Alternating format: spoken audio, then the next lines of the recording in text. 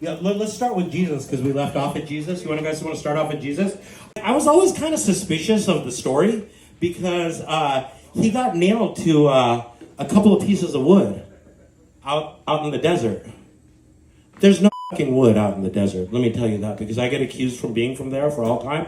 And if you get nailed to 2 pieces of wood, that doesn't make you a carpenter.